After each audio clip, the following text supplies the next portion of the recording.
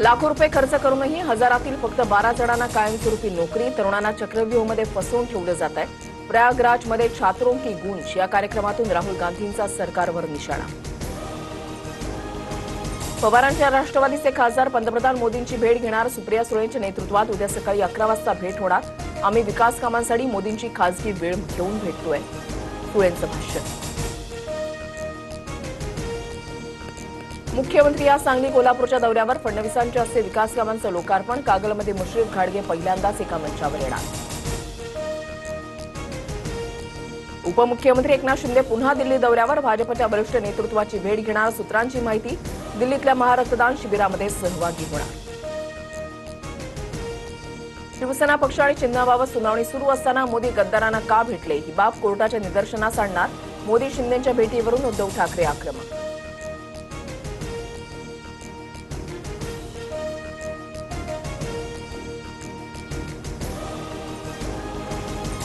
उद्धव ठाकरे महागद्दार. तुम्ही झेंडा किंवा अजेंडा बदलला त्यावरून दुसऱ्यांची तुलना करू नका. राज्याच्या कामासाठी पंतप्रधानांना भेटण्यात चुकीचं काय? शिंदे सेनेच्या खासदार ज्योती वाघमारेंचं प्रत्युत्तर. भिवू नका, मी तुमच्या पाठीशी, असं मोदी गद्दारांना म्हणाले. मोदींचा धमकीवाजा संदेश सुप्रीम कोर्टाला, शहांना की फडणवीसांना? उद्धव ठाकरेंचा खोचक सवाल. मनोज जरांगेंच्या आज पंढरपूरमध्ये गावभेट बैठका. सकाळपासून जरांगेंच्या गावभेट बैठकीला सुरुवात होणार. आज संध्याकाळी 6 वाजता जतमध्ये सभा. रॅलीवर हल्ला करून माझ्या अटकेचा डाव. मुख्यमंत्री फडणवीसांनी सर्व डाव खेळले, आता माझी वेळ. मनोज जरांगे आक्रमक. तर जरांगेंच्या सुरक्षेची हमी सरकारची. भेटून गैरसमज दूर करू. भाजप नेते प्रसाद लाड यांचं आश्वासन. कुणावर अन्याय करण्याचा माझा स्वभाव नाही. मी ओबीसी एवढाच मराठ्यांच्याही जवळचा. मंत्री चंद्रशेखर बावनकुळेंचं स्पष्टीकरण. मराठ्यांच्या नोंदी रद्द करण्याचा बावनकुळेंनी पत्र दिल्याचं जरांगेंनी केला होता आरोप.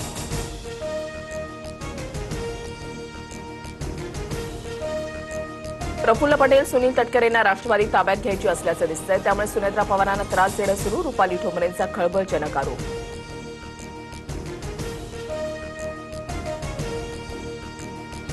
मनसे अध्यक्ष राज ठाकरे आज रायगड दौऱ्यावर. मुंबई गोवा महामार्गाची पाहणी करणार. माणगाव, पेण, पनवेलमधील मनसे कार्यालयाचं उद्घाटन करणार. भूकंपाच्या धक्क्यांनी नाशिक हादरलं. शहर आणि जिल्ह्यासह अनेक भागात भूकंपाचे धक्के. 4.3 रिश्टर स्केल इतकी भूकंपाची तीव्रता. गेल्या आठवड्याभरापासून नाशिकच्या ग्रामीण भागांमध्ये भूकंपाचे धक्के. डोंबिवली डॉक्टरांना मारहाण केल्याप्रकरणी शिंदेंचा नगरसेवक रमेश म्हात्रेची सुटका. 20 दिवसानंतर रमेश म्हात्रे तुरुंगाच्या बाहेर. न्यायालय जो निर्णय देईल तो मान्य असेल, रमेश म्हात्रेची प्रतिक्रिया. एफडीए चायनीजकडे मोर्चा वळवण्याची शक्यता. चायनीज फूडकडे लक्ष द्या, अशी लोकांची मागणी.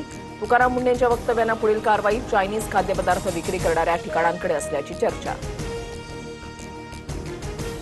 नंदुरबारमध्ये 56 मुलांचं लैंगिक शोषण. आरोपीकडून 649 व्हिडिओ आणि 1000हून अधिक फोटो हस्तगत. आरोपी चेतन कोळीला 12 ऑगस्टपर्यंत पोलीस कोठडी. ब्लॅकमेल करून अत्याचार केल्याचा आरोप.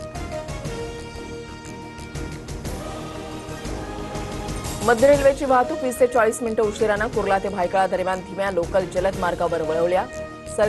सकाळच्या वेळेलाच प्रवाशांना मनस्ताप. दरम्यान रेल्वेच्या तिन्ही मार्गांवर आज 5 तासांचा ब्लॉक.